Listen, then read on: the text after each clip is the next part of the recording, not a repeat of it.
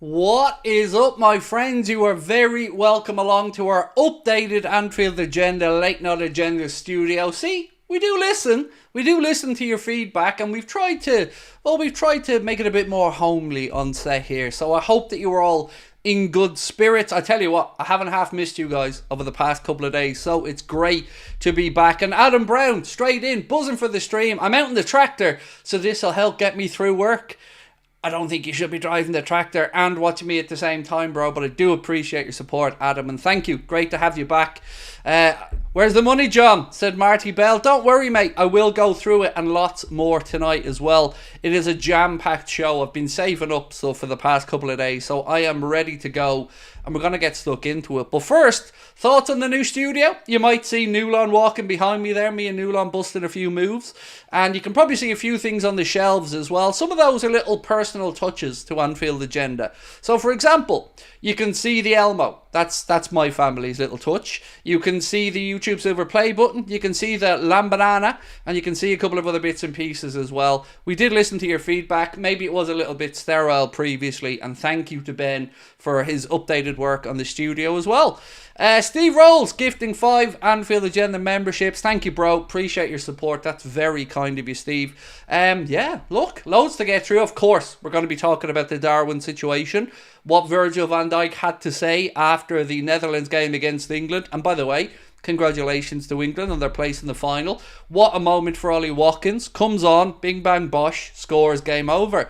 That's how you win a game of football, ladies and gentlemen. We're going to be discussing Liverpool's search for a central midfielder. We're going to be talking about the goalkeeper contract situation and everything else that you would expect over the course of the next 90 minutes or so. So as always, let us know your thoughts in the comment section and let's get cracking.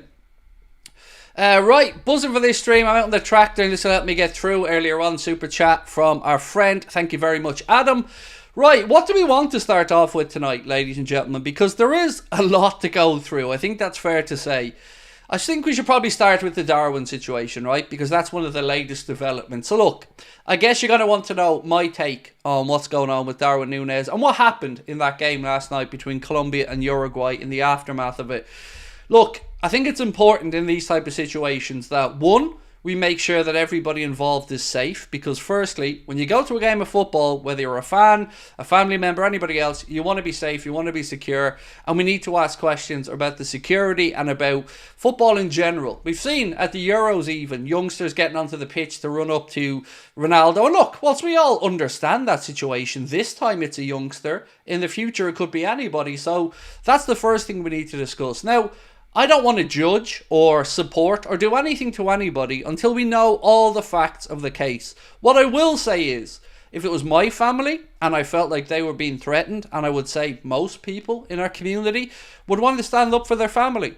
So we have to take what Uruguay and the players have said at face value for the moment while the investigation is underway. And Darwin at this moment in time, of course, has my full support.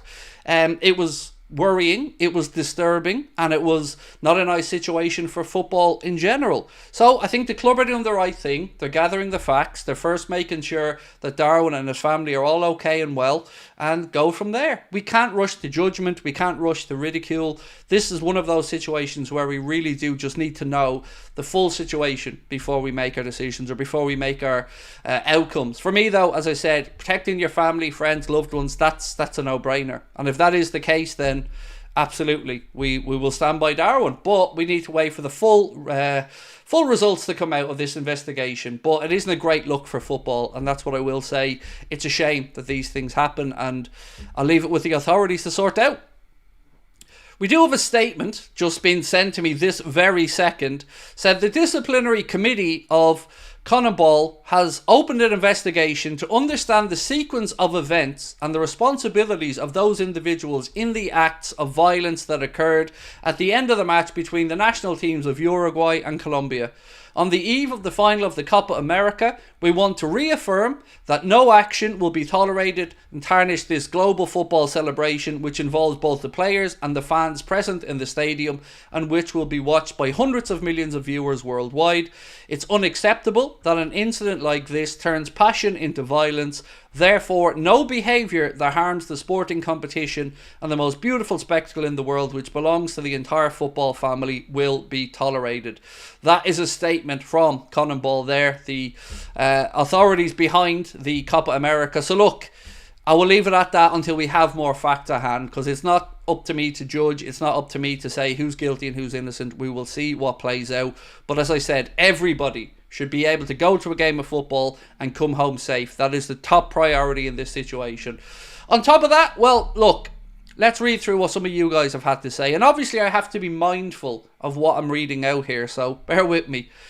I'm back in Darwin, said Rachel. Bit worried about Virgil's comments. Alex, don't worry, bro. I will talk about Virgil's comments really soon. Actually, now that I've got you guys in, I just finished filming an interview with David Lynch around Liverpool's transfer business. Of course, we touched on the Virgil van Dijk situation, Mohamed Salah, Trent, the DM situation. We touched on it all over the course of a roughly 20-minute interview. That will be out tomorrow lunchtime, I believe. So thank you to David. Do go, of course, and check out David Lynch's own YouTube channel. He's got his own Substack as well. It was a lovely to chat with him, really nice guy. And we went through all the questions that I think you guys would have had around this summer's transfer business. So do check that one out tomorrow. And again, let us know your thoughts on it. Right, again, let's get cracking. Virgil. Right, we need to talk about Virgil van Dijk, don't we? So, Virgil van Dijk made some comments in the heat of the moment after his country had just been knocked out. And look, it's a difficult time, and I don't envy anybody who has a microphone shoved in their face in these moments. It is a very difficult situation, and we all expect Virgil to be this cool, calm, composed dude, but he's human. And this is what he had to say when interviewed or when asked after the game. I will think carefully this summer about what I want at club level and as an international player. After a season like this, where all kinds of things have happened, it gets emotional at the end because you know it's over. I won't read too much into that, and I don't think any of us should read too much into that. If you're pushing me for it, my own indication probably mirrors what David Lynch said in the interview that we did together. It's probably more a look towards his international future. I very much feel that Virgil is comfortable and at home with Liverpool. We know he's in the last year of his contract. What remains to be seen is will he get a new one or not. That will come out over the course of time, but I'm not worried about this. I think that was a perfectly acceptable, reasonable answer from Virgil, because remember, it was heartbreak last night for Virgil in the Netherlands, obviously losing to that Ollie Watkins goal late on. On top of that, he had a situation with Liverpool where the guys wanted so badly to send Jurgen off with a big trophy, and it just didn't quite come off at the end of the campaign, albeit we did win the League Cup. So I get it. I get where he's coming from. I get that he's a little bit emotional, and I get that he wants to process it. So I'm not too concerned about the Virgil situation, in all honesty, folks. I think it was a pretty rational answer. And if any of us were in his situation after such a heartbreaking loss the way it unfolded last night, I think we probably would have answered something similarly. Alex said, I think he should retire from international football. That's a decision that I'm sure he'll be weighing up over the course of the next few weeks and months. You know, that's something that I think Virgil will figure out himself. But from Liverpool perspective, I think whatever happens, and I don't know what his contract situation will be going forward, but I definitely expect him to be here for the next campaign and to see out the end of his contract at a bare minimum. After that, I don't know. I would imagine that Arne Slot will want to keep Virgil around. Yeah, we certainly need his leadership. So yeah, for me, I'm pretty relaxed about it, if I'm being honest with you. Far more so than I am about the Trent situation, which I'll move on to in a second. It's coming home. The Three Lions. How are you, Craig? I'm alright, Callum. I'm alright. Look, it was a good game. I very much enjoyed it. As a neutral last night, the Netherlands and England. Loads of opinions on the penalty, as I'm sure you're aware. But for me, it was a good game of football. I think it was the best England have played so far in these Euros. I think they were the better team over the course of the game. And what a moment, as I said, for Ollie Watkins as well. That was not an easy goal. He did very well. It was a good ball in from Cole Palmer, but the touch, the finish, absolutely top notch from Ollie Watkins. That is the way you want to win a game of football, with no time for the opposition to turn it around. So look, fair play to Gareth Southgate and those England players. Sunday's the final. Let's see what happens. Right, Eddie Cox-Wilkins, thank you, sir, for your super chat. Said, Craig, you don't have to read this one out, but I'd just like to thank you for everything you do, and I'm concerned we're not going to sign anybody. Well, firstly, Eddie, thank you, man. That's really kind sentiment. I really appreciate your support. I think we will. Honestly, I know that I bitch and moan a lot, and I ask, where's the money, John, and all the other stuff, but I feel a little bit more relaxed after speaking with David Lynch earlier on, honestly. And I don't want to give away too much of what we spoke about, because of course I'd like you guys to watch it tomorrow. But I certainly do get the feeling that for the right player, Liverpool will pay the money. And that's a big thing, because a lot of us have questions about what happened last summer. We missed out on Caicedo. Obviously, we missed out on Lavia. And the question was, will Liverpool go back in? Will Liverpool pay what it takes to get a real talent? And I think they will. Whether that's JOAO Neves, who of course we're going to speak about tonight, that remains to be seen. But I definitely do feel like we will be active in this market. How much so, or will it satisfy all of our desires for new incomings? I don't know. But sure, look, we'll go through it tonight anyway and try and figure it out. Ben, well in, lad. Really like the background additions. Brought a bit of warmth to it all. Thank you, Alejandro. We are always open to feedback, mate, and Ben is the same. You know, we listen to what you guys have to say, and we try to adjust the new studio accordingly. Right, let's get into the news, because I feel like we've done the warm-ups. Now let's get stuck into the actual news of the day. I got something last night from The Athletic that I found really interesting. And of course, don't worry, we're going to talk transfers now in a second, but I just wanted to bring this up. It's the number of injuries suffered by Premier League clubs in the 2023-24 season. And I'm absolutely astonished at how many injuries we had looking back on it. Would you believe that Liverpool had the second highest amount of injuries last season in the Premier League? 21 separate injuries for Liverpool last season in the Premier League. Only Spurs had more with 22. But if you look down to those who won the league and those who finished second in the league, I think you might see why we were a little bit unlucky last season. So Arsenal only had 14 injury concerns, which is, 7 less than Liverpool, which puts them third bottom.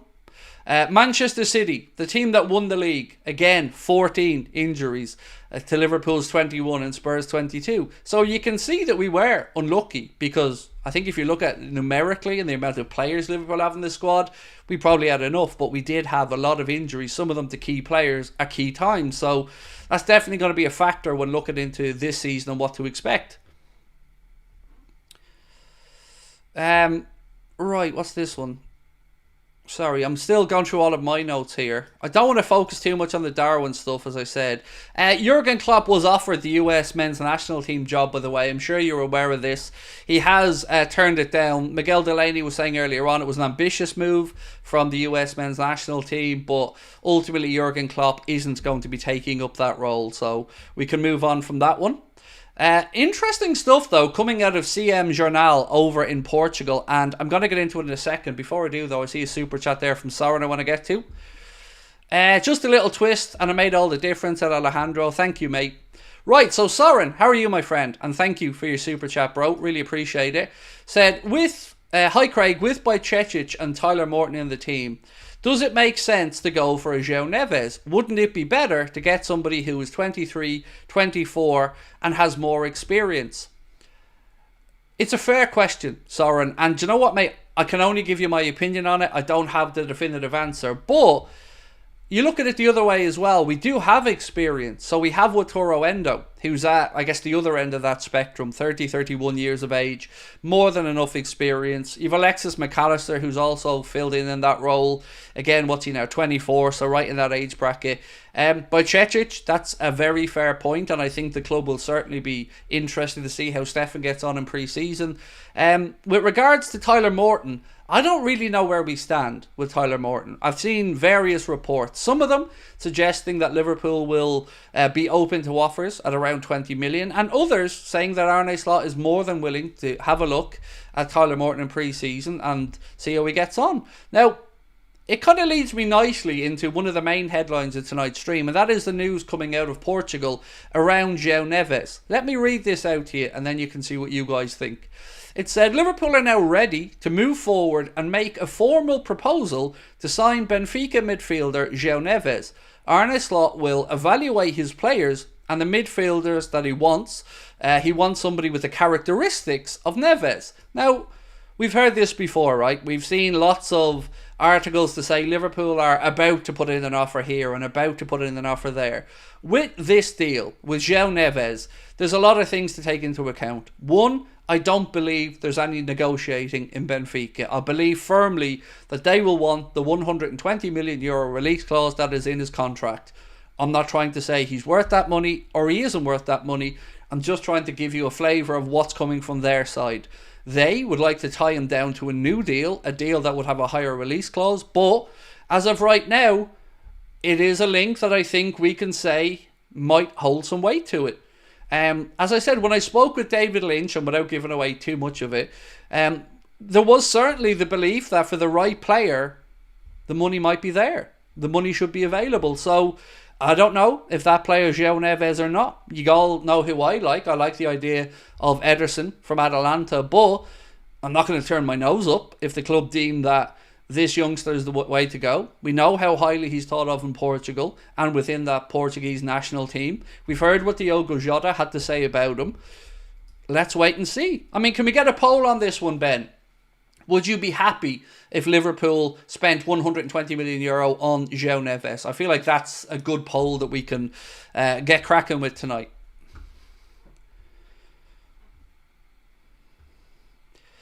FSG will evaluate Neves, but will see his release clause and not be able to get a deal done and walk. Honestly, look, you know my thoughts on the owners. I'm not going to back down from that. I believe that they have been cheap a lot of the time. So the proof of the pudding will be in the eating, yes. If indeed this interest is backed up and believed to be true, then it's going to be a case of seeing if Liverpool put the money up. Because I don't think there will be negotiations. I don't think that they're going to be willing to take less money. So it feels like one of those situations where if Michael Edwards and Richard Hughes and Will Spearman and everybody else feel like this is the guy, then you would hope that the owners will put up the money. Stevie Boy, thank you for your super chat, mate. Said, going off topic, but how was Harry Kane awarded the penalty for that? But Maka had studs down his chest against City. What's the difference?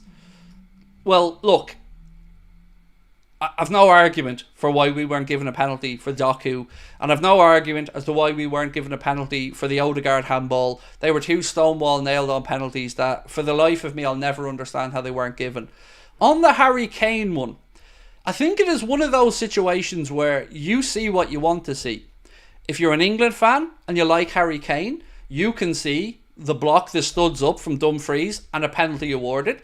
If you're not very Harry Kane and England friendly, you can look at it and think, well, he instigated contact by following through and he kicked into the studs. Over here in the Irish media, the general consensus was that it wasn't a penalty, but I didn't make that decision. I don't really have many thoughts on it. You know my take on international football. I'm not that fussed about it, but I asked myself, and Connor's the same, what would I do if Liverpool were in that situation? And honestly, I'd want a penalty, but I don't think we'd get one. How can I sit here and say I think we'd get awarded one when I've seen Alexis McAllister kicked in the chest and not get a penalty? So I think the difference is probably the referees for a start. That referee yesterday, look, he did not have a good game overall. He just didn't. So I think, you know, I don't want to go too far in as an Irish person in this. It's not my debate to have, but I think it was one of those. You can see it however you want to see it. If you want to see it as a foul on Kane, you can make an argument for that. And if you want to see it as the defender being unlucky and Kane instigating the contact, I think you can see that there as well. I'm not sure what to think about us being in for Frimpong. Don't get me wrong, he's a great player, but I think Bradley has earned that right back spot.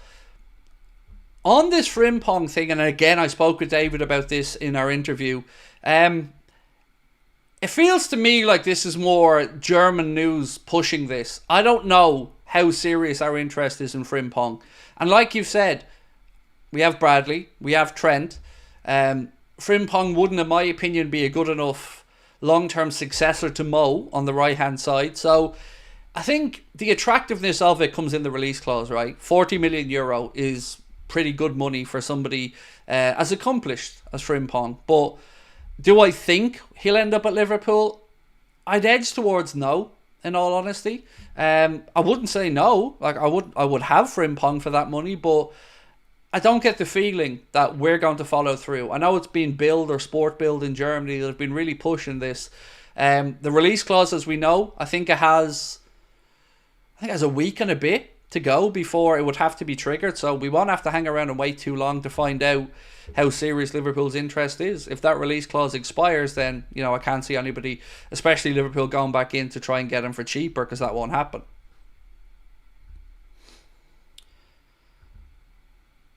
I'd rather have Liverpool buy Ederson and Gay for the price of Neves, as it's too much of a gamble for a young player with no Premier League experience. You see, we could have said that, Jay, about Cristiano Ronaldo in the past, mate, and we could have said that about some other players as well. So, okay, I've found this on the web for go to see. Don't know what the old computer was at there. Sorry, mate. Look, I look at it this way: if he's who the club want, pay the money and get him. If he isn't who the club wants, that's a different conversation. But we should be looking in that area. Whether it's an Ederson, you know my take on Ederson, I really like him, or whether it's a JOAO Neves, you know, it would be extravagant. It would be a lot of money, and it would have to be an indication that this is the guy, you know, that they have no doubts to put that much money. It will be a club record deal for us. So, yeah, I get where you're coming from. What I can say to you is, I've always said this about Liverpool's business. We've constantly been told that we don't have a pot of money. We don't go into a window with a budget. We look at the opportunities presented, we look at who's available, and then we look to see if there's value in the deal. And if there's value in it, the money's apparently there. So, again, we're just going to have to wait and see on this one. If it was my money being spent, I agree with you. Ederson, Mark Gay, much more sensible. But, you know, if I'm being greedy, would I take JOAO Neves and Gay? Yes, I would. Yeah, so we'll just have to wait and see.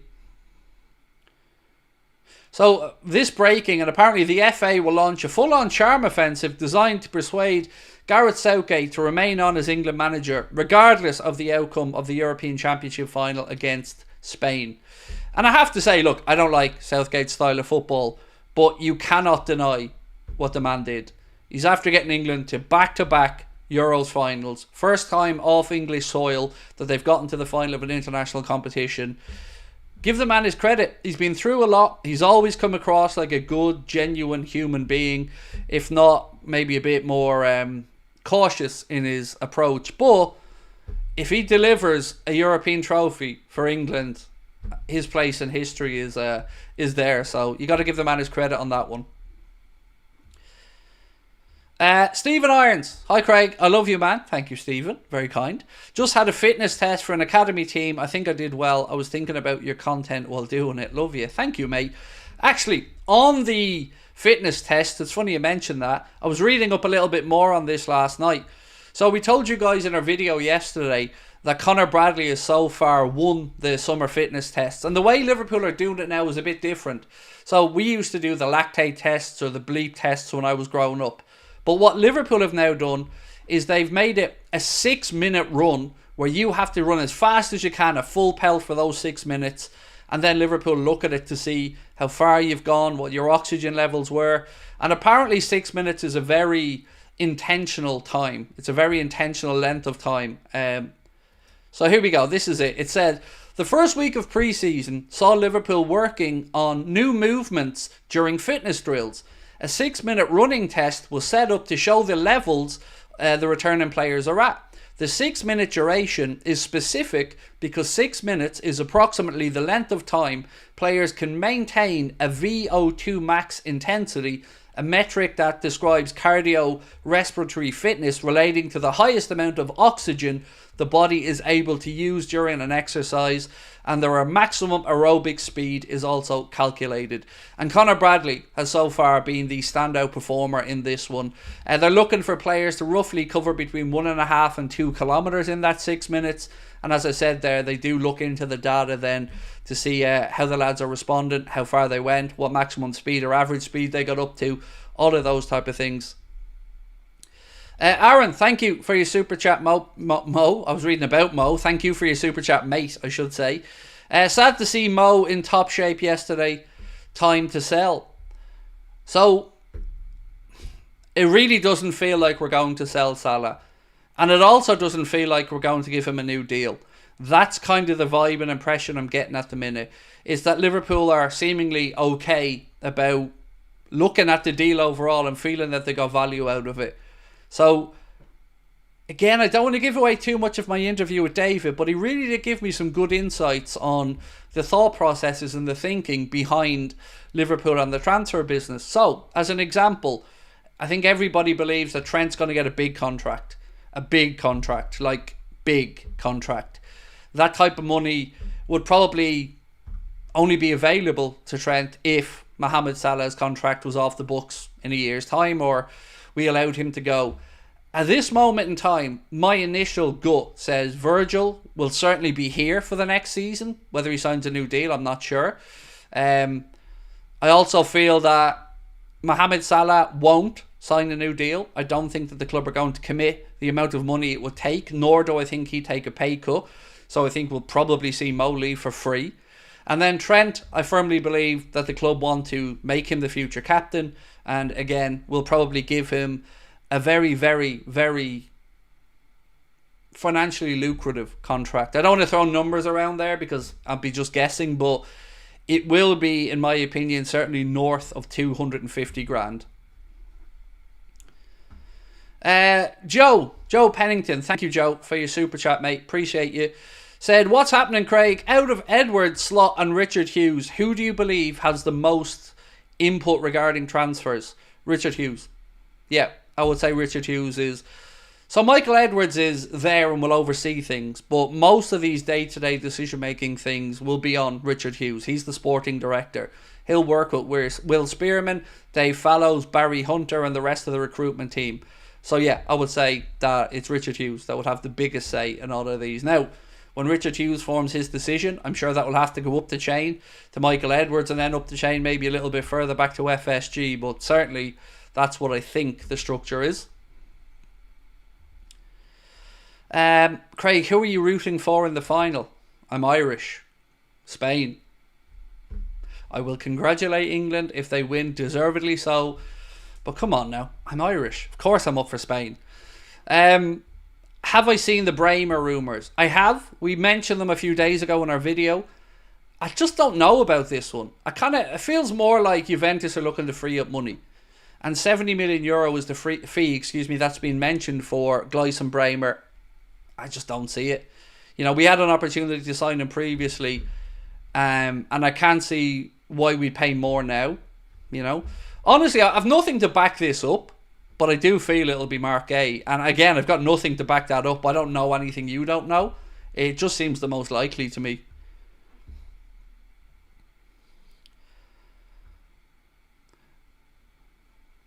I'll stop watching football if England win the Euros, said Toes. Look, I have to say that you said that and not me, mate, because I'd get in a little bit of trouble if I said that. Luke McMahon, thank you so much for your super chat, Luke. You're very kind indeed. Said, hi Craig, huge fan. Thank you, of the channel. Do you ever get the feeling that the fans act like a small club and that players will turn us down but join Arsenal or United? We're the most sustainable club. So, sometimes, Luke, I do feel like... I don't know if I'd say that the fans feel like we're a small club, but I do feel like sometimes there are sections of our fan base who let the owners off the hook too much. So, it's only fair to acknowledge the good stuff that they've done. And they've done a lot of it. But I think a little bit of pressure needs to be applied on them. And a little reminder that we are watching. We do know what our competitors are doing. You know, I did a video the other day and I said that 16 Premier League clubs have now made a signing. You can put that number a little bit higher as Manchester United start to now close in on Xerxes. So that'll be a signing for them. That'll bring that up to 17. If Arsenal get themselves the centre-back in Calafiori, that'll be 18. And we're still sitting around nervously waiting to see what will go on. So I think our fans have been conditioned into accepting that we haven't got money at times. And I don't believe it to be the case, mate. So I'll always push back and speak out and ask the owners to spend the money. And if they spend the money, I'll acknowledge it and, of course, give them the credit for it. But I do feel like, yes, sometimes we need to remind some of our fan base that we are a big club. We do have a lot going for us. And we should be looking to kick on and really challenge for trophies. Harry, before I get to Harry's super chat, actually, just going to check in on the poll. So, this is much closer than I expected. We said, would you be happy if Liverpool spent 120 million euro on JOAO Neves? And honestly, it's close. 52% so far, with almost 950 votes cast, have said yes. 48% of you guys saying no. So we're going to leave that one go a little bit longer. Harry, again, thank you for your super chat, mate. Harry said, is it likely we see a signing in the next 2 weeks? It's getting close to pre-season tour. I'm especially excited to see slot ball. Southgate putting me to sleep. I'd be guessing. Honestly, I don't know when the likelihood of a signing will be. I can say that, of course, everybody, and I'm sure Arne Slot, would want the players in as soon as possible. Yeah, look, I'd feel confident that before we jet off to America, we should have something done. But I don't have any information on that to back it up. It's just a gut feeling. International tournaments are winding down now. So the Copa America has a third, fourth place playoff. So Darwin and that will still be involved over there. The Euros, well, it's down to 2 teams now. Virgil's gone off on his holidays along with Ryan Gravenberch, Cody Gakpo. So yeah, I would expect things will start ticking along now. You know, we've seen Mohamed Salah with Turo Endo as well return to pre-season training. Yeah, it's getting into that part of the window now where things will start moving. So a few release clauses, as an example, are going to run out soon. Dani Olmo, a player that's been linked with many clubs, including Barcelona, his release clause expires, I think, on the 18th or the 20th of July. So that might cause something to happen. And it feels like one of these windows where a domino effect could happen. One club goes out there, does a deal, and then it just triggers on and on and on. So, yeah, I am expecting. I'm nervous, though. I'm not going to lie. You know, I'd rather the business was done as soon as possible. I'd rather we got a signing or two in early doors. But there has been a lot of change behind the scenes, and I'm trying to be patient. Mark, thank you for gifting a membership, mate. You're very kind. 2 memberships, actually, Mark. Sorry, mate. Mate, we have Rio Nyamoha. He's all we need. Oh, duh. Yeah, I'm waiting for the like a new signing stuff to come out as the summer goes on. But yeah, look, I'm not going to be accepting it. James Sen, welcome to Anfield Agenda FC, mate. Appreciate you. Callum said, best $2.99 I've spent. Looking forward to slot ball. Thank you, Callum. Member with us for 11 months, bro. Appreciate it. Right.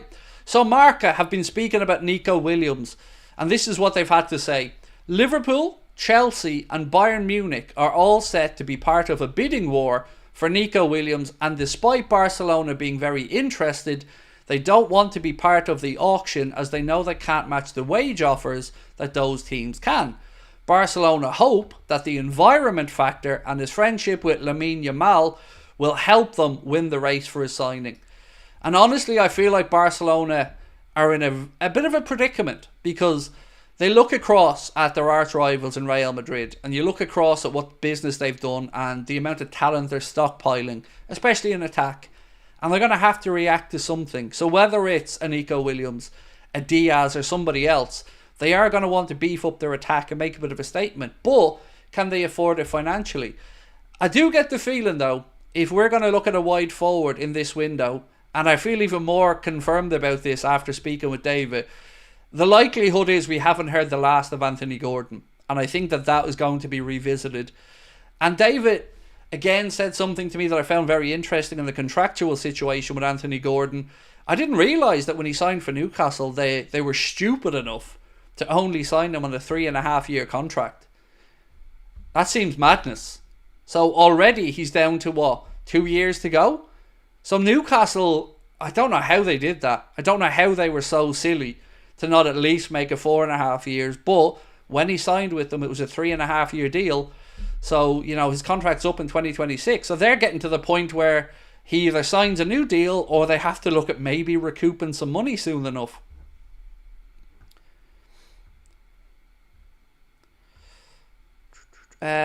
Not been here in a while, loving the new background and looking forward to seeing you in Liverpool. Thank you, Tyler Bayo Productions, mate. Really, really looking forward to that. And, my friends, if you want to come and see us, it is only 3 weeks away now until we're in Cardiff and Liverpool. I can't wait. They're going to be great shows. We're really looking forward to coming over and visiting you all. If you want to come and see us in Cardiff at the Richard Burton Theatre, or in Liverpool at the brand new Hot Water Comedy Club in Blackstock Market, you can get your tickets with the link either pinned to the top of the chat or in the description of this video. The good news, they're all ages events and they're priced at just £15. Tickets are limited, especially in Liverpool, so if you haven't already, please do jump on and grab them, and we look forward to catching up with you guys on the night. In Liverpool, we're going to have comedian extraordinaire Carl Porter with us as well, and in Cardiff, you're the lucky ones because you get to meet the whole Anfield Agenda team. Me, Connor, Ben, even Mr. Chris Stonage is going to come and join us on the night as well. So, yeah, I really can't wait to come over and do those shows. And it really is creeping up now. Just 3 weeks to go. Pranav, how are you? Nice to see you in, bro. Said, Craig, with the reports that Sepp has impressed Slot so far, do we still need another centre-back? Virgil is 33, Ibu is mostly injured, and Kwanzaa is still young, and Sepp is unproven. Yes, we do. We need experience. So, whatever happens, we need somebody who is ready to play now. Sepp van den Berg, I agree, has probably impressed Arne Slot since he's come back in. I don't know if the offer that will be enough for Liverpool to accept will come in for Sepp to move on. But even if he does stay, I would still say we very, very much need to go out and get another centre-back. Somebody in the 23, 24 age bracket minimum, with experience. Is that Mark A? Premier League experience as well, homegrown? It remains to be seen, but I'm certainly not going to be taking it as an excuse if we don't sign a centre-back. So for me, Pranav, no problem with them looking at Sepp van den Berg, but it isn't going to be good enough to just put him in and not sign a centre-back. Joseph said, Craig, big fan, just a question, why do you support Liverpool? I wish I could say to you, mate, there was like a family connection or big brother or something, but I'm an only child. My dad wasn't that into football, and I've told the story before. I just became spellbound as a kid watching Arsenal beat Liverpool at Anfield to win the old First Division title, and that night I just got hooked on Liverpool. Just the image of Anfield, the way they applauded that Arsenal team off the pitch, and then when I looked into the relationship and obviously the history of Ireland and Liverpool, it all just came together.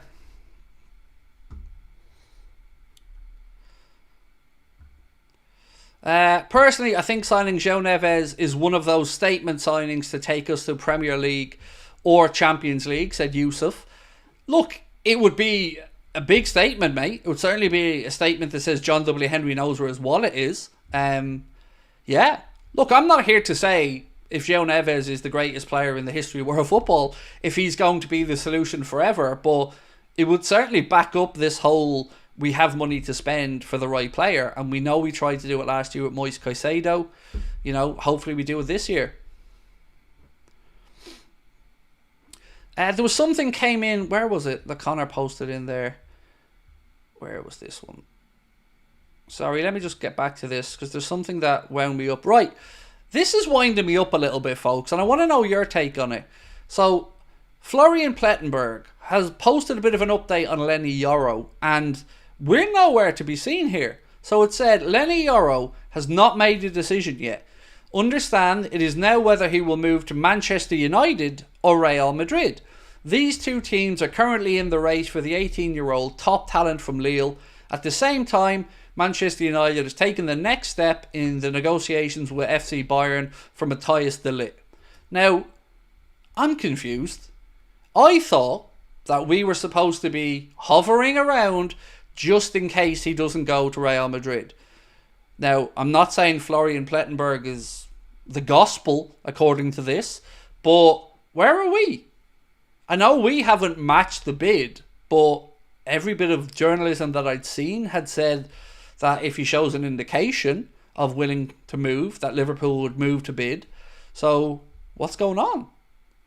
It is an odd one. Now look, we were always told that it wasn't a him or nobody. He was kind of like the cherry on top if he became available. But to see us not even mentioned again in here, and remember, when it came time to some other transfers that we were vaguely linked to, again, nothing from Liverpool. So what do you guys think on that one? Bit weird. Jason said, Craig, I started following Liverpool after the 1988 Cup loss to Wimbledon. All my family are United fans. Well, I'm an only child, Jason, so I didn't grow up with brothers and sisters or anything like that. But I think in my extended family, it's probably a 50-50 split between United fans and Liverpool fans. A couple of Leeds fans, a couple of Ipswich fans in there as well. Right, more stuff to go through. Honestly, don't go anywhere yet. I have so much news that I still have to go through. We're going to be here. So we're going to be here for a while yet. So a bit of an odd one this. Moussa Diaby has agreed to move to Al Ittihad. Negotiations with Aston Villa have now started. That's a mad one, because he came in with a lot of fanfare when Villa signed him. Had a very good start to his Villa career. And now is surplus to requirements by the looks of it. So that is a mad one and a terrible move for him in his career, you know. But let's wait and see what that happens. Is mad. Like it's crazy. I genuinely was astonished when I seen the post. Yeah, look, I don't know what's happened at Aston Villa. You know, they've got lots of attacking options there, but Diaby came in as a big statement signing for Aston Villa, and one that, you know, many people looked on and thought, "Ooh, Villa are serious here," but to move him on that quickly. Wouldn't mind Ugarte/Kimmich, as JOAO has high release clause along with his young age, which may cause him not to slot in, said Saif Khan. So on Ugarte, mate, he was bang average for Uruguay. I watched them last night in the Copa America semis, and the amount of wayward overhit passes was actually quite embarrassing to watch. The amount of times that Uruguay and himself just overhit long balls over the top, balls through the channel, fairly simple passes.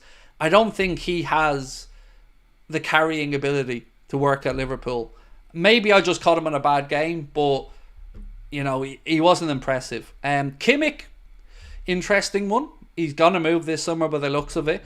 I still feel he'll end up at Manchester City, but you know, we've been mentioned in that conversation. My own one is Ederson from Atalanta. He's the one for me that just ticks the boxes. Craig, I'm just assuming here, said Pranav, but what will we do if Nunez gets banned from football for like 4 to 6 months? Again, we are getting a bit ahead of ourselves, Pranav, because we don't know how that situation gets resolved yet, and I don't want to jump too far ahead, but ultimately, if he gets banned, we'd have to suck it up, take it on the chin, like a player getting banned for anything else, and yeah, move on. I don't think it would see us go into the market to spend the money to replace him. But as I said, we are getting a few steps ahead of ourselves there, so I'd wait and see what actually happens. Right, let's finish up with this poll. So we've now had 1,360 votes, and we said, would you be happy if Liverpool spent €120 million on JOAO Neves? And 53% of you guys said yes, with 47% saying no. And by the way, if you haven't, please do hit the subscribe button, my friends. Really appreciate your support. Drop a like on the stream as well. And as you can see in the bottom right hand corner, we have got a clips channel, which I always forget to mention, but it is closing in on 30,000 subscribers. So if you haven't, please do check out the Anfield Agenda clips channel as well. And of course, don't forget to follow our TikTok. Right, Coop Miners, Tudor Mercado, they're not letting this one go. And they say that Liverpool make Tyne Coop Miners their priority. So Arne Slot made Atalanta star Tyne Coop Miners his priority this summer, according to a report in Tudor Mercado. It is thought that Atalanta are looking for about £50 million for the player, who missed Euro 2024 with the Netherlands through injury. Juventus are said to be rivaling the Reds for Coop Miners, but are confident they can land a deal ahead of the Turin club if pursuit is launched. Do we believe this? I don't. I feel like we would have done it by now, especially because he wasn't away with the Netherlands. This just doesn't make sense to me. Juventus are looking to rebuild midfield. They've obviously brought in, or bringing in, Kefren Thuram. They've got Douglas Luiz, and I think Coop Miners is going to be the last piece of that jigsaw for them. I think we would have done it by now if we were interested. So I'm going to say no on that one. And if we do go to Atalanta for a midfielder, I'd much prefer our Brazilian friend that we spoke about, Ederson, to be the one. Veerman or Reinders, again, had very good tournaments. I can't say I've watched enough of them though, mate, to give you an honest assessment. Coop Miners would be a solid signing for 50 million. I just don't think we need him in the position that we need filled, if you get me. I think he is a good player. Absolutely no denying that. You know, he's very good against us as well in the Europa, but I think we've got other irons in the fire, for want of a better phrase. What's this? Okay, fixture updates. Okay, cool. Nothing on that then. Nothing too important. Right. Mark Gay and Nico Williams combined together would be a better option for around 120 million rather than Neves. Again, Tommy, I'm not saying they wouldn't, bro. I like both the players you've mentioned. But all I can say to you is, it isn't a case of Liverpool having X amount of money and having to spend that money or not having to spend that money. It is a case of trying to find the best player in each position and to try and make sure that we fill those deficiencies in the squad. And I like Mark Gay. I think he'd be a very good signing. Nico Williams, look, you know my thoughts on him. I think he's brilliant. But I do feel like Anthony Gordon is probably the more likely. There's a lot of admiration for Anthony Gordon at Liverpool. He's a Liverpool fan, knows the league. And look, again, on the JOAO Neves stuff, I just want the right player. If the right player costs 40 million, fine. The right player costs 120 million, fine. As long as we get the positions we need filled with the players that are targeted by the club, I don't really mind whether they cost 20 million or 100 million, as long as they are the right guy. What's the story with Arda Güler joining us? Do I like him? Yes, very talented player. Not really seen much genuine links to us and Arda Güler. There was some rough conversations about a loan. I mean, the only way I'd entertain a loan would be a similar thing to Odegaard at Arsenal. You'd want the cast iron guarantee that if the loan goes well, you'd have first dibs at a certain price. But yeah, again, not really seen too much. Actually, while we're speaking about Turkish players, bro is glazing Ederson. No, we speak proper English here, mate. So if you'd like to put that in a sentence that any of us can actually fucking understand, feel free. Sorry. Glazing, is he a fucking ham? Is it Christmas time? Am I just about to put him into the oven and baste his ass? Can we speak, properly? So I have a fucking clue what you're talking about. Remember, I'm old. Right. So a couple of links. While we're speaking about Turkish players, a couple of links. A report from Calcio Mercado said that Liverpool are keeping tabs on Fenerbahce left back Ferdi Kadioglu following his campaign with Turkey at the Euros. Arsenal have been frequently linked with the defender, and it is said both Liverpool and Newcastle have taken more of an interest since the Euros began. Juventus are also keen on the player. Thoughts? I know nothing about this guy. Never heard of him before. But we are, I think, going to look at the left back spot. Now, of course, most of us believe that it's probably going to be ENQUIRIES. He's got a £38 million release clause in his Wolves deal. We're on great terms with his agency. And we could probably do with upgrading Costas. With all due respect to Costas, I don't think he's that guy. So I think ENQUIRIES is probably the right choice and the one we will see Liverpool go after if indeed we go for a left back in the market. But again, I can only report what's been said.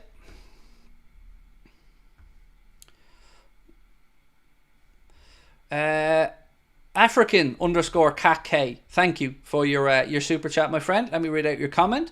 There are players going under the radar like Gay that not a lot of clubs are going after. I hate the news around players like JOAO, Nico, etc. It's a fair comment, and I guess again, this is a hypothetical. So let's say that Liverpool have a list, and Mark Gay's on that list, and a couple of others are on that list. And Michael Edwards and Richard Hughes are sitting back and allowing other clubs to start to get their business done. So United look like they're going for a centre-back or two. Matthias de Ligt is the one that they're closing in on. Arsenal looking towards Calafiori. For Liverpool's perspective, if there isn't much of a song and dance, like you've said, or much competition for a player, it certainly gives us a much stronger negotiating stance. So maybe that's a bit of the game here. Like, look at Lucho as an example. Liverpool knew all about Lucho. Liverpool wanted Lucho, but we didn't want to do it at that time. We wanted to wait till the next transfer window. But Spurs then showed their hand and declared an interest, and Liverpool moved really quickly, and we signed Lucho. I would imagine it's the same. If somebody does come in for one of those players who we have earmarked on our checklist, and look, again, I don't know the list, I think, yes, we'd move quickly and get it done. And I like you. I like no fuss, no hype, no drama, just bing bang bosh, in, get the deal done, and let them become a Liverpool player. Carl, how are you, my friend? Said, owners won't spend big unless we sell big. I don't think we're going to be selling big in this window, though, mate. You know, Queevy and Kelleher might bring us in some money, but again, you're probably going to have to spend that money then to replace. Yaros is there, of course, but Tyler Morton, maybe if he moves, can bring us in some money. Nat Phillips, you're talking, what, 4 or 5 million probably, nothing too drastic. Costas, again, you're probably going to have to shell out more than you'll get back in there to replace Costas. So I don't really expect us to bring in that much money in this window. Danny said, guess who just bought AA tickets for Liverpool? Good man, Danny. Appreciate that, bro. I really do. Looking forward to seeing you on the night, and everybody else as well. It's an incredible venue as well. The brand new Hot Water Comedy Club in Blackstock Market. It's class. We're going to be one of the first people in that brand new studio as well. So, or new theatre, I should say. So thank you, Danny, and I can't wait to catch up with you on the night. Right. I've heard that Aït-Nouri is not happy with the figures, apparently. I don't know what you mean about the figures. In what sense? He has a release clause, so if it's the transfer figures, it shouldn't be a concern. £38.2 million, I think, is the release clause. If it's the wages, look, I can't speak to that, but if Liverpool want to get him, the transfer fee shouldn't be a problem.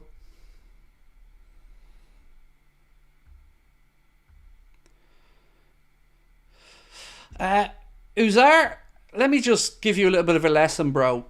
You don't get to come into my chat and be an asshole to other people and call other people clowns. Now, you're not having a go at me here, but you are having a go at my community. And for that, my friend, you can fuck right off. Respect is a minimum on here, mate. And I don't care if you're 10 or 100. Come in and you show respect and you'll get it back. Act like an asshole and you'll be shown the door. And my community deserve better than that clown show that you tried to put on there.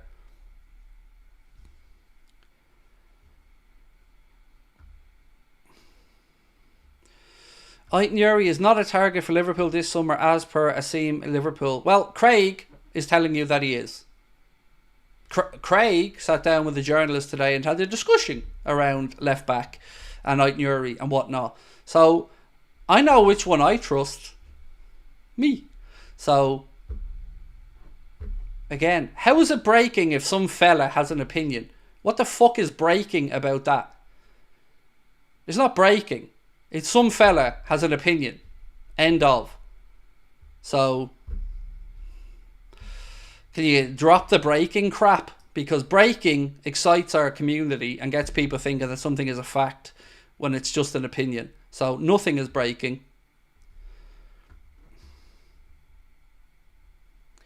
Colin, how are you, bro? Welcome in. What about Adeyemi? Honestly, I don't know, Prince. I don't know, mate, about Adeyemi. So reports coming out that he wants to move to the Premier League. Other clubs have been linked. Liverpool's name has been mentioned, but I'm not really getting the vibes that it's that serious. Now, we know we have a fondness for Karim Adeyemi. We looked at him when he was at Salzburg.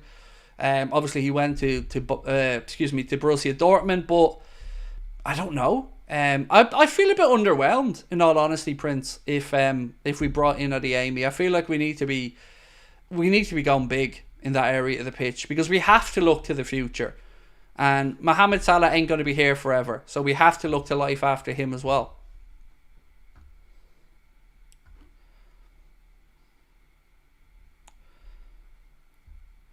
LFC transfer room posted about Frimpong that he would only go to Arsenal, Liverpool, Madrid and Man City. That was certainly posted, and we discussed this on a couple of videos as well. the vibe I'm getting is that Frimpong isn't really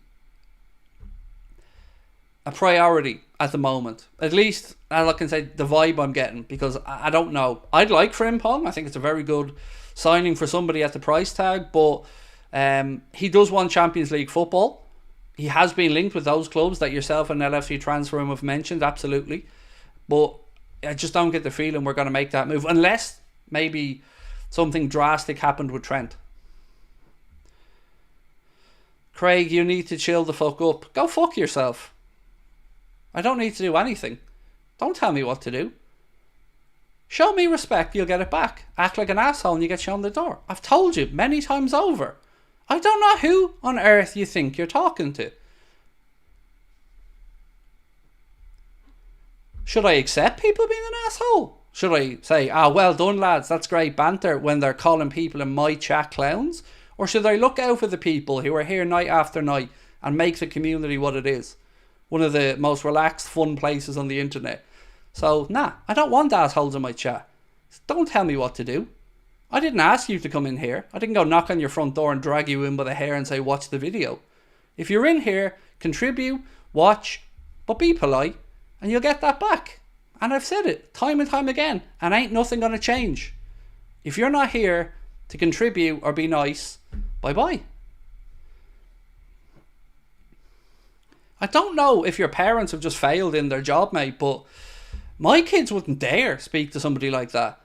Or come in and dare telling, like, the fucking arrogance and the entitlement is beyond. Learn what life's really about.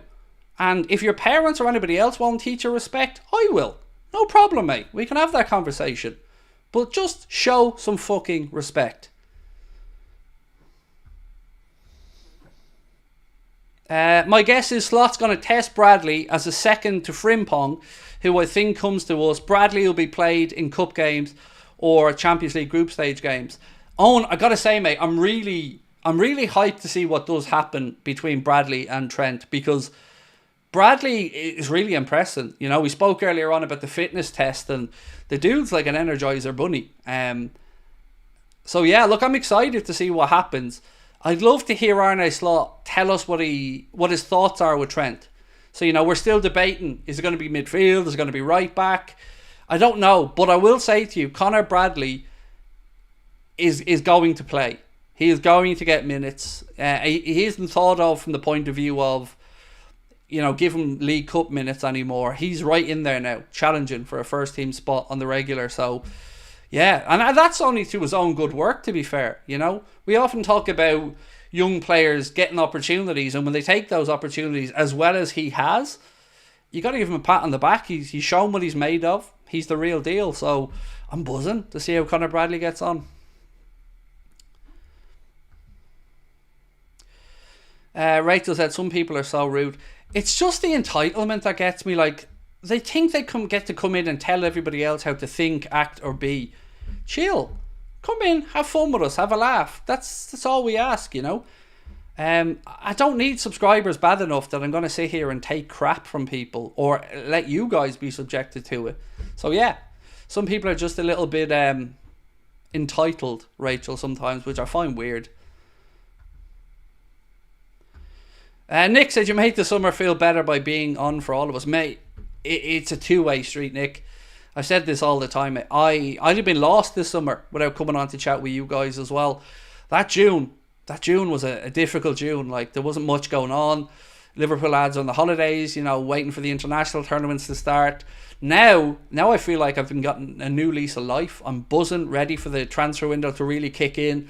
You know, pre-season games start later this month as well. Loads happening, and yeah, feels a bit better. Alejandro, how are you, bro? Said, I hope we give Morton, Clark and McConnell a go this season, but it's just too many midfielders here at the club. McConnell, hasn't he gone to Wigan, if I'm not mistaken? I think McConnell's gone to Wigan on loan. I actually forgot to ask David Lynch about Bobby Clark, and I was angry at myself after I forgot that question. I think it was Dave O.C. Kopp who said he expects a new contract to be put down in front of Bobby Clark. He only signed one about 7 months ago, but maybe this is just more of a recognition of what a a good young player he is. So yeah, he's the real deal. I don't know what to expect this summer, whether it'll be a loan or he'll be looked at by Arne Slot first. But either way, I do like the look of Bobby Clark. AMA, thank you for gifting an Anfield Agenda membership, mate. Really appreciate you. Thank you so much for that. Sorry, I'm just going back through my notes because I know I've forgotten something. It's what happens when you've got so many notes over the course of a day. Ruben Peters. I want to talk a little bit really quickly about Ruben Peters. One of the main reasons Liverpool hired Slot, alongside his exciting playing style and ability to improve players, was his previous work at Feyenoord, and their almost magical powers when it comes to preventing injuries. I'm trying to remember where I've seen this from. I'm almost certain this is from an Athletic article, by the way. I like to credit people for their work, so this in its entirety is on the Athletic, but I'm going to read you out a little subsection of it now because it gives a good insight into Arne Slot's backroom team and that dreaded word, injuries. We want injury prevention, and it seems like, well, they had it down to a sweet science at Feyenoord. So this piece said, for 3 seasons, the Rotterdam side's player availability levels were above 90%, and Slot played a key role in that by listening carefully to the experts who made up one of the most successful medical and performance departments in world football. One of those specialists was Peters, a specialist at what is known as periodization. Don't worry, that's a new word to me as well. Maybe somebody else has heard of it before, but I'd never heard of periodization.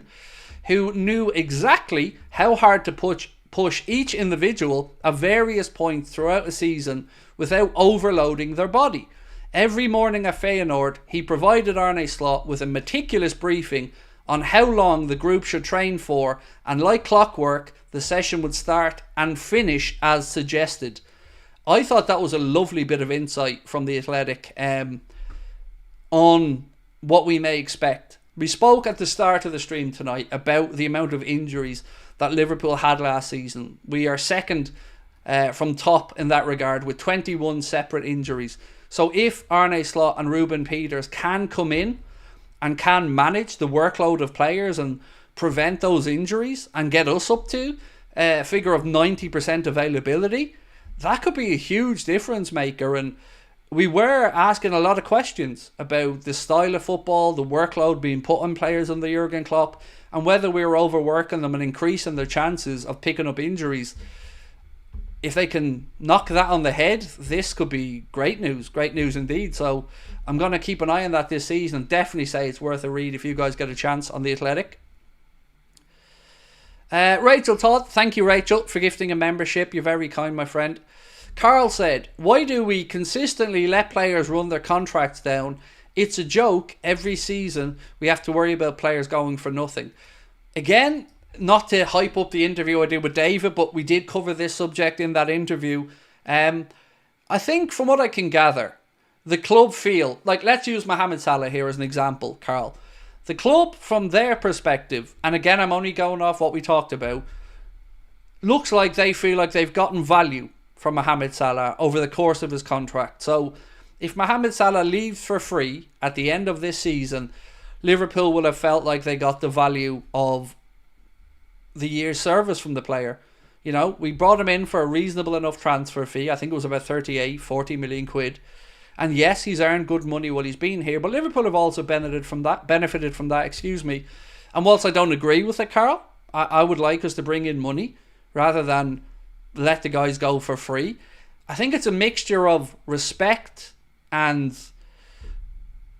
just it being what it is with the contract. It's not great business, mate. I get you. You know, I'd much rather see the club recoup money than let players go off on frees, but I'd also don't want to see the club feeling like they're backs up against the wall and having to pay over the odds to key players at the club either. So yeah, it's a delicate one, but I get where you're coming from. I really do. Craig, what's your dream window? It's probably a Velux, to be honest with you, mate. I've often looked at them longingly, seen other clubs have them, you know, looked around, thought to myself, wish my attic had a nice Velux there, ready to go, good view of the town. Sorry, I'm an asshole. I'm realistic, you know. Mark Gay, Ederson, or JOAO Neves, if we have the money, And look, I'd like Nico Williams, but I wouldn't be displeased with Anthony Gordon in the longer term. What's important for me in this window, though, is a new contract for Trent that ties him down to the club, and some clarity on what's going to happen with Virgil and Mo. Are they both going to go at the end of their contracts in a year's time? If so, who are we future planning? Are we looking to who the next leader of the defence is going to be? And then if we lose a player up top, let's say in this window, how we react to that. But for now, a centre-back, a central midfielder, a bit of clarity around the goalkeeper situation, and I think just figuring out the future for the three players, Mohamed Salah, Trent and Virgil, I'd be happy enough with that. You know, if you add into the players that we do have at the club, some of whom, like by Cecic, are coming back after a whole season out, Kate Gordon, another young talented player, but we can't ignore that they've had those injury concerns either and just bury our heads in the sand. We have to be proactive. And I just look to ask myself the same question at the end of every window. Are we in a better position than we were going into the window? And if the answer is yes, I'm usually quite happy. Brian said, new studio, amazing. Thank you, mate. Appreciate it. Yeah, it is quite fun. There's a few things. So in the bottom corner behind me, you'll see the YouTube Silver Play button. Then underneath that, you'll see Elmo. Underneath Elmo, it's a nod to our very first logo. When we were back as a podcast, we used to be called Talk of the Terrace, or TOTT. And that record sleeve that you see there is our old logo. Just a little nod to where we started from. On the top right-hand shelf, you'll see a Fluffy, Funko Pop, Gabriel Iglesias, Fluffy. So I love him. So that's a little Funko Pop, little nod for me. Then underneath him, it's one of Ben's actual action figures, or one of his things from his house. And then under that is Connor's favourite, which is Lambanana, which is, of course, famous all around Liverpool. So yeah, they're just little touches that connect us to the studio a bit more and just give it a bit more of a homely vibe.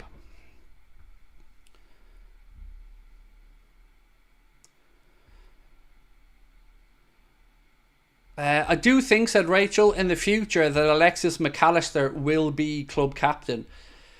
Vice captain, maybe. I do really get the feeling that Trent is the next Liverpool captain, and I think that will be part of the pitch to Trent over his new contract as well. Did I ever have an interest in rugby? I wasn't allowed to play it as a child. Genuinely, my parents wouldn't let me play it. I don't know all that much about rugby, but I admire the physicality, and I'd certainly watch the Six Nations and the Rugby World Cups. Am I doing a watch along for Spain versus England? No, I'm actually taking my day off on Sunday this week, Carl. So yeah, I'm going to take the day off on Sunday, and like everybody else, I'll be kicking back and watching it. TOT2KZ1, thank you as always, mate, for your super chat. Unbelievably, we've already had €90 in super chats tonight, which is incredibly generous, guys. Thank you. Said WFM Craig, did you see the news on X that Slot likes both Gakpo and Lucho and is thinking about using Lucho in the number 10 role? Your thoughts? I definitely did see that, yes. It's interesting. Look, Lucho's incredible. There's so much to admire and like about him. A little bit more in the finishing product is the only thing I'd say. 13 goals, 5 assists, I think, last season. And I've always said this right throughout the window. I have no want or desire to sell Lucho. It would have been one of those, if Barca came in and he wanted to go, don't stand in his way. But look, I'm more than happy to go into next season with Lucho and Cody Gakpo. And I agree. I think Cody Gakpo should be used on the left side. I don't know how Lucho would work out as a number 10, but certainly will give us a load of options in the attacking end of the pitch. Who am I rooting for in the Euros final? I'm Irish, mate. Come on now. Love all you English people to bits and all, but come on now, I'm Irish. You know, got to have the rivalry there, so Viva España.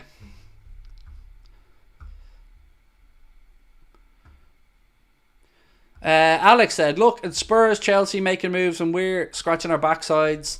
Well,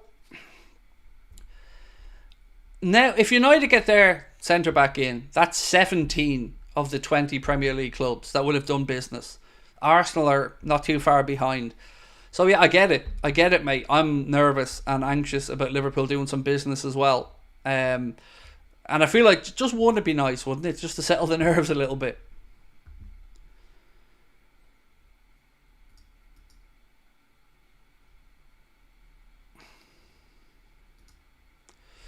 Tyler said, forgot to say thanks again for helping me sort out those 2 tickets for the Liverpool show. Got the train tickets ready as well. Can't wait to come have a good night and celebrate your GCSE results. Thank you, mate. And make sure you come up and let me know who you are as well. But appreciate you coming along, mate. And look, no problem with the tickets. Absolute pleasure. Right, where are we at? How much do you like the new Irish coach? So, I've got to be honest with you, mate. There's one thing that doesn't sit well with me, and that was his comments around Greenwood and Jamaica. I didn't like that one bit. I didn't. I can't lie about it. I didn't. It pissed me off. I don't know how much you know about Ireland at the minute, Hoyd. And I can tell from your name you're probably Icelandic, and I have nothing but respect, mate, for your fellow countrymen and women. And what you've done in Iceland with coaching and youth football has been truly incredible, and I think a lot of people can learn a lot of lessons. But in Ireland at the minute, there is a real emphasis on domestic violence and women's safety. It's a huge issue here at the minute, and it's been highlighted quite a bit. So when I seen those comments from Ireland's new international manager, when he was Jamaican manager, about the idea of Mason Greenwood maybe switching allegiances to Jamaica, it didn't sit well with me, and it still doesn't sit well with me. And that's all I can really say in it. Whether he's good enough as a coach or not, I guess that'll figure itself out over the next few years. Yeah, it's just I wish he hadn't said it.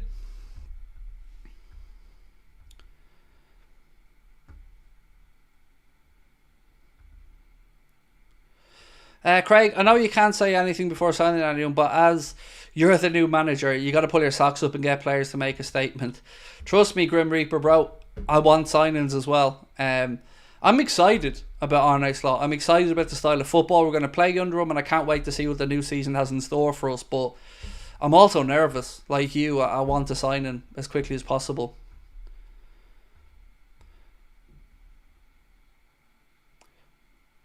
Which deal would I take? Everton to win the Prem and City getting relegated, or Liverpool to win the Prem and City to stay up?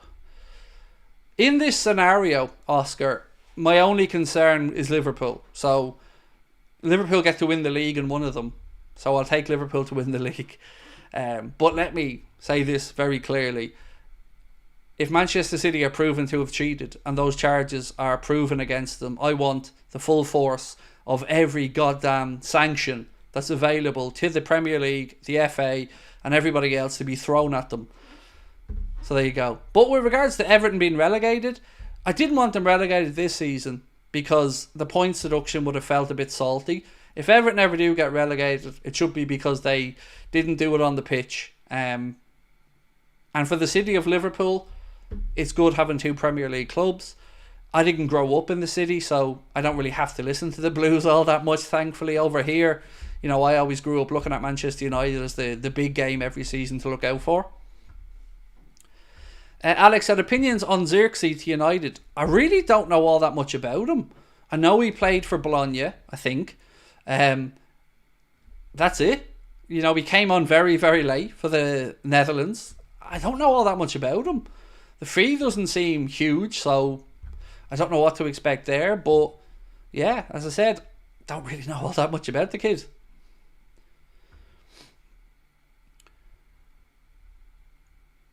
When is the new vid with the reporter dropping? Tomorrow, Gino. Connor's editing it as we speak, and it should be out at about midday, so about lunchtime tomorrow, hopefully. Do you think a couple of cities' titles could be awarded to Liverpool if they're found guilty? So I can only give you my own opinion. I don't want them. I know people differ on this, and I'm not saying what I'm saying is right and what you're saying is wrong or whatever, but I don't want them. I don't want what was robbed from us or people. I don't want a title that we didn't get to celebrate. A title that I'd rather an asterisk beside those years with a note for future generations to see why there was no league title winners that year or no Champions League winner or whatever it might be. I'd like a big asterisk in history to show that they cheated. Thoughts on Gravenberch getting no minutes at the Euros? It's difficult. Look, it'll be a good learning experience for Ryan Gravenberch for future Euros. Obviously, it's a shame he didn't get on the pitch, but he's also coming home healthy and no injury, so that's a good thing. I'll take that. To the best of my knowledge, actually, I don't think we lost anybody, have we? In any of the international tournaments down to injury over the summer?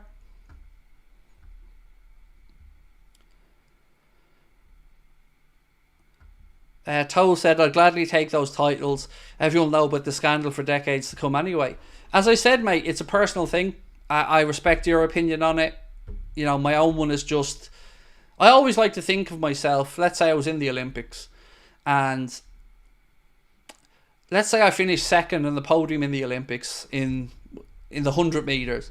And I stand there and I see the guy that won it, and I hear the national anthem that isn't my national anthem, and I get my silver medal, and I'm happy, but I'm also a little bit sad that I was one place shy. I go home and keep training, and a few months later it comes out that person failed the drugs test and I get the gold medal. I'm not going to get the gold medal in that stadium. I'm not going to get the national anthem played. I'm not going to get that proud moment where I look to the stands to see my family. And that's what it's about. That's why you dedicate yourself, work hard, miss out on social occasions, sacrifice having a family at times. That's what these athletes are in it for. They'll all make money, of course, but they're in it for the winning. They're in it for the trophies. They're in it for the adulation. They're in it for that connection with the fans. And when that's taken away, the victory just feels hollow. So to me, I've always not wanted them. I'd rather there's just no mark in history, because I can't tell you how strongly I feel about the idea of those moments being taken away from United fans or Liverpool fans or Arsenal fans. It disgusts me to my core, because it is truly a disgrace. So that's always been my take on it. But again, as I said, I respect your opinion on it. It's just the way I look at it. Craig would, and I don't think we'd ever legitimately get credited with those titles either, by the way. Look at what's happened when we won it in the COVID video. The COVID season. The people are already trying to undermine that title. Imagine the crap we'd have to put up with if we got given a title that was stripped off somebody else. I'd rather we just go and win the league title again.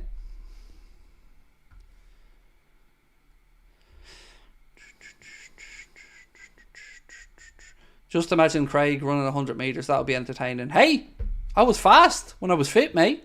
Not Olympic fast by any stretch of the imagination, but I tell you what, you tell me the chipper's closing. See how quick I get there for the fish and chips. Bit of an odd question for you, Craig. At the Liverpool show, are you doing photos afterwards? 100%. Absolutely, mate. We'll have a meet and greet afterwards where we chat with everyone. People can get photos, whatever you need. 100%. That's what it's all about, mate.